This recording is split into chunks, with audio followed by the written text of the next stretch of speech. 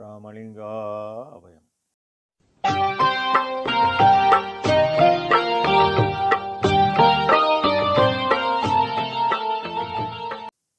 அருட்பெரும் ஜோதி அருட்பெரும் ஜோதி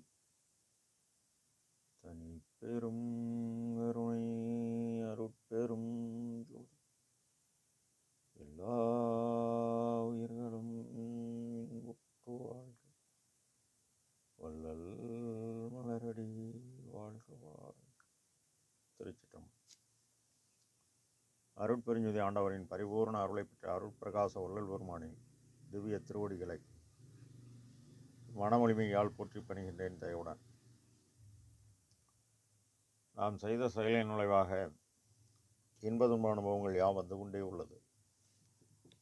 அவ்வாறு வருகின்ற துன்பம் யாவும் பொறுத்து எல்லா உயிரும் இன்பமாக வாழ எண்ணி நாம் செயல்பட்டாலே நமக்கு ஆன்ம லாபம் கூடும். நம் பெருமான் தோழிக்கு உரிமை கிளைத்தல் என்ற தலைப்பில் 7வது பாடலில் சிவமயமே வேறில்லை எல்லாம் நீதானே தேமொழியாய் பற்பலகால் செப்பியிட கேட்டேன்.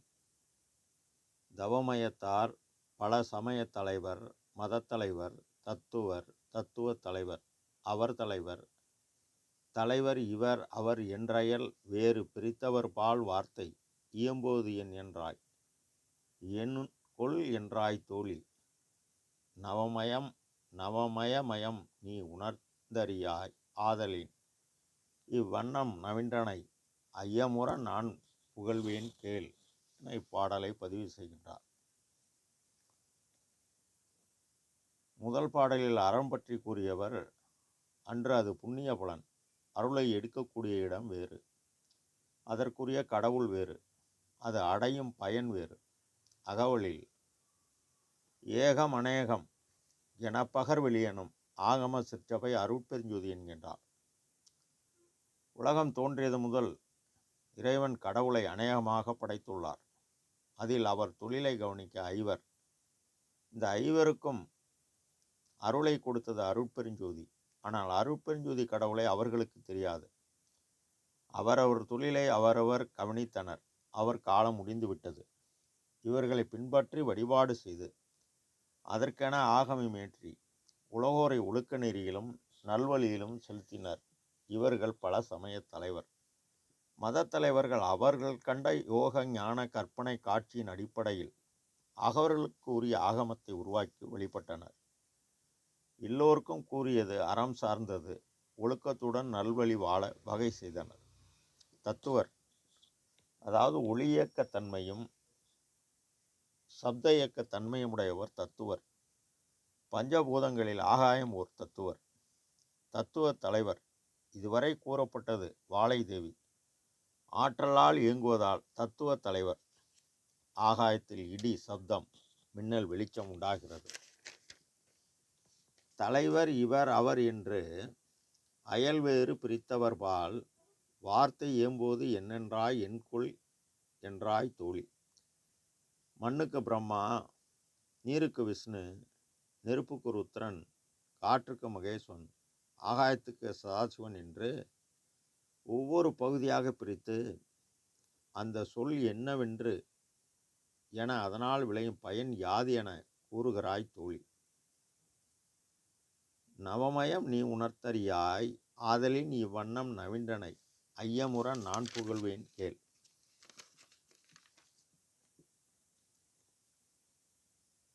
அவர் யோக ஞான கற்பனை காட்சிக்கு ஏற்றவாறு கூறியுள்ளனர். ஆனால் நவமயம் 9 இடங்களில் புதிதாய் காரியப்படுகின்றதை நீ உணர்ந்தறியாய் என உபதேச குறிப்பு உரைநட பக்கம் 345 அண்ட பிண்ட பூரண பாவன அனுஷ்டான விதியில் அகம் அகப்புறம் புறம் புறப்புறம் என்கிற 4 இடங்களிலும் கடவுள் பிரகாசம் உள்ளது. காரியத்தால் உள்ள விவரம் பிண்டத்தில். அகம் ஆன்மா ஒரு பொருளின் உண்மை அறிதல் ஆன்ம அறிவு. அகப்புறம் ஜீவன் ஒரு வஸ்துவின் புரோஜனத்தை அறிந்த அறிவு ஜீவ அறிவு. புறம் கரணம் ஒரு வஸ்துவின் நாம ரூப குணம் குற்ற விசாரித்தல் கரண அறிவு. புறப்புறம் இந்திரிய காட்சி இந்திரிய அறிவு, அந்த பொருளை காணுதல். அவ்வளவுதான். அதாவது உப்பு என்பது காண்பது. உப்பினுடைய தன்மை கார்ப்பு, எலும்பை பலவீனம் செய்யும். உப்பு சுவை. உப்பு எவ்வாறு உண்டாகிறது, இதுதான் அதனுடைய விளக்கம். அதுபோல கரணக்காட்சி, ஜீவக்காட்சி, ஆன்ம காட்சியும் உண்டு. அண்டத்தில் அகம் அக்னி, அகப்புறம் சூரியன், புறம் சந்திரன், புறப்புறம் நட்சத்திரங்கள். ஆக அண்டத்தில் 4, பிண்டத்தில் 4 இடம் ஆக 8 இடங்களும் காரியத்தால் உள்ளது. காரணம் பிண்டத்தில் புருவமத்தி, மிக மிக நுட்பமானது. அண்டத்தில் பராமாகாசம், அதைவிட நுட்பமானது. காரிய காரணமாய் உள்ள இடம் 4. பிண்டத்தில் விந்து நாதம் ஆக 8 1 9. அண்டத்தில் மின்னலிடி ஆக 8 1 9.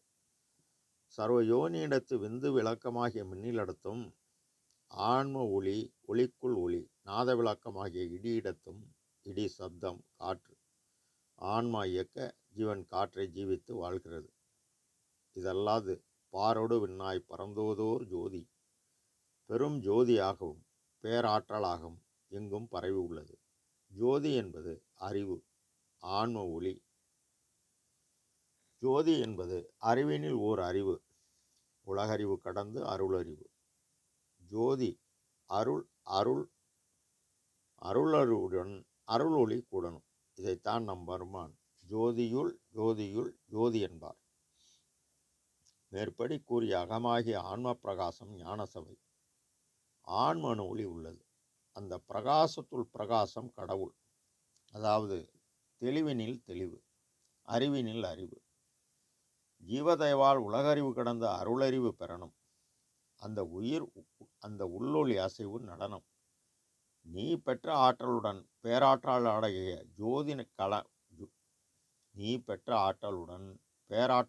ஜோதி கலந்தால் நடனம். இது ஞான ஆகாச நடனம் என்பார் நம் ஐயா. புறப்புறம் அறிவுக்கறிவு தயவாகி, நட்சத்திர ஒளி இந்திரிய ஒளியாகி, புறம் கரணமாகிய மனம் இந்திரிய ஒளியாகிய நட்சத்திர ஒளி கடந்து சந்திர ஒளியாகிய கரண ஒளி பெற்று அங்கு கரைந்து, அகப்புறம் கரண ஒளி கரைந்து பேதமற்று ஜீவ ஒளி பெற்று உணர்ந்து சூரிய ஒளியாகி, அகம் சூரிய ஒளியாகி ஜீவன் உணர்ந்து நெகிழ்ந்த ஆன்ம ஒளியாகி அக்கினி நிலைக்கு போகும்போது காற்றின் இயக்கம் உயிர்கருணையால் பேராற்றலாகி, இந்த பேராற்றுடன் கடவுளின் அருள் ஒளி இயக்கமாகிய தயவு பேராற்றல் கூடினால் பேரின்பம்.